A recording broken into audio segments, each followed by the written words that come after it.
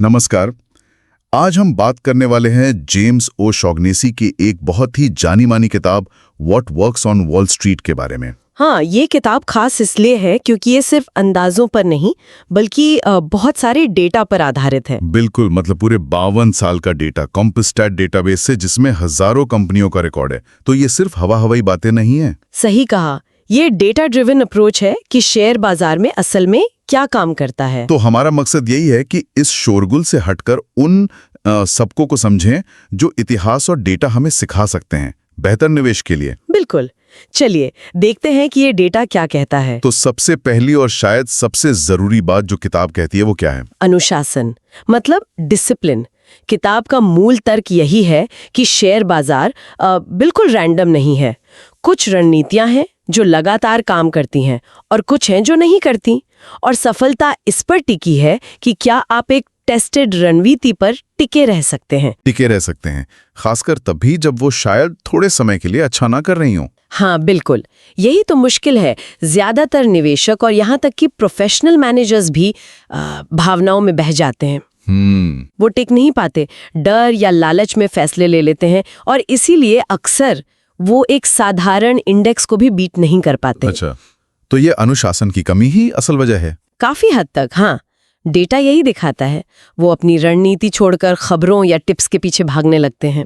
इसका कोई उदाहरण है किताब में, जैसे कोई खास रणनीति? हाँ बिल्कुल, जैसे वो डॉग्स ऑफ द डाउ वाली रणनीति है। हाँ सुना है, जिसमें डाउ के सबसे ज्यादा डिविडेंड देने वाले शेयर खरीदते हैं। वही तो, लंबे समय में उसने अच्छा रिटर्न दिया है, लेकिन कई साल ऐसे भी थे जब वो बाजार से काफी पीछे रह गई।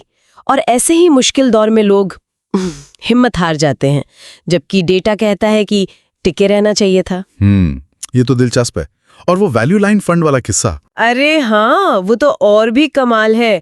उनके पास स्टॉक चुनने का अपना एक बढ़िया डेटाबेस सिस्टम था। फिर क्या हुआ? मैनेजरों को लगा कि वो सिस्टम से बेहतर कर सकते हैं। उन्होंने सिस्टम को अनदेखा करना शुरू कर दिया और नतीजा? खराब प्रदर्शन। बिल्कुल, फंड का प्रदर्शन बिगड़ गया। ये दिखाता है कि अपने ही बनाए सिस्टम पर भरोसा रखना कितना मुश्किल हो सकता है, पर कितना जरूरी भी है। तो अनुशासन पहली बात हुई, अब आते हैं रणनीतियों पर। वैल्यू इन्वेस्टिंग के बारे में क्या कहती है किताब? वैल्यू इन्वेस्टिंग, हाँ, ये किताब का एक बहुत बड़ा फोकस है। डेटा साफ दिखाता है कि वो स्टॉक जो अपनी बिक्री या बुक वैल्यू या कैश फ्लो के हिसाब से सस्ते लगते हैं, मतलब वैल्यू स्टॉक्स। हाँ, वैल्यू स्टॉक्स, वो लंबे समय में अक्सर महंगे या तथाकथित ग्रोथ स्टॉक से बेहतर प्रदर्शन करते हैं। और इसमें भी कोई खास रेशियो है जो सबसे बढ़िया काम करता दिखा? हाँ, प्राइस टू सेल्स रेशियो यानी PSR। अच्छा, मार्केट कैप और सेल्स का अनुपात। बिल्कुल, ये शायद थोड़ा हैरानी की बात लगे, पर पिछले 50 सालों के डेटा में सबसे कम PSR वाले शेयरों ने सबसे ज्यादा PSR वालों को लगातार और बड़े मार्जिन से हराया है। ओह, तो महंगे शेयर खरीदना, मतलब जिनका PE या PSR बहुत ज्यादा हो, वो खतरनाक हो सकता है। अक्सर उनमें उम्मीदें इतनी ज्यादा जुड़ी होती हैं कि अगर वो पूरी नहीं हुई तो शेयर की कीमत बहुत तेजी से गिर सकती है। समझ गया। तो सस्ते शेयर ढूंढना एक मजबूत रणनीति है, लेकिन मोमेंटम का क्या? मतलब उन शेयरों को खरीदना जो हाल ही में अच्छा कर रहे हैं। रिलेटिव स्ट्रेंथ या मोमेंटम, हाँ, वो भी काम कर सकता है, खासकर बड़ी जानी मानी कंपनियों के शेयरों में। लेकिन किताब कहती है कि ये सबसे शक्तिशाली तब होता है जब इसे वैल्यू के साथ मिलाया जाए। अच्छा, वो कैसे? मतलब ऐसे शेयर ढूंढे जो सस्ते तो हों, कम PSR वाले, लेकिन जिनकी कीमत हाल ही में बढ़नी शुरू हुई हो। ओह, सुधार की राह पर चल रहे सस्ते शेयर। बिल्कुल, चीप स्टॉक्स ऑन द मेंड।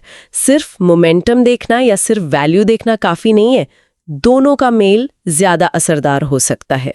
तो मतलब किसी एक ही रणनीति पर आंख बंद करके भरोसा नहीं करना चाहिए, इनको मिलाने की जरूरत क्यों है? सही पकड़ा, क्योंकि कोई भी एक रणनीति हर समय हर मार्केट में काम नहीं करती।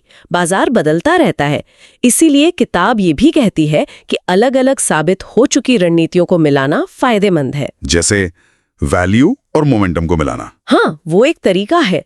या फिर जैसे डिविडेंड यील्ड के साथ साथ शेयर बायबैक पर भी ध्यान देना। शेयर बायबैक, जब कंपनी अपने शेयर वापस खरीदती है। हाँ, इन दोनों को मिलाकर किताब एक टर्म इस्तेमाल करती है, शेयर होल्डर यील्ड।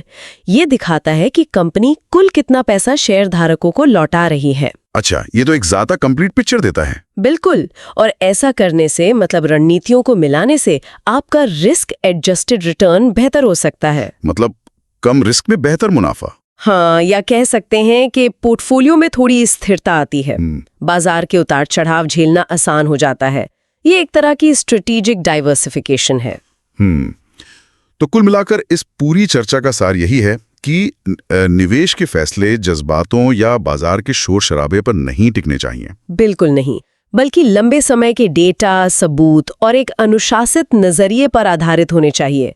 धैर्य बहुत जरूरी है। सही कहा।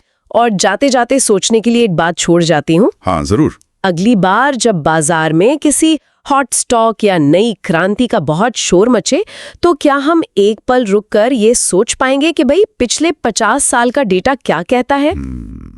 ये बड़ा सवाल है। और क्या हम उस शोर के बीच डेटा पर आधारित इस लंबे नजरिए पर टिके रहने की चुनौती का सामना कर पाएंगे? ये है असली परीक्षा।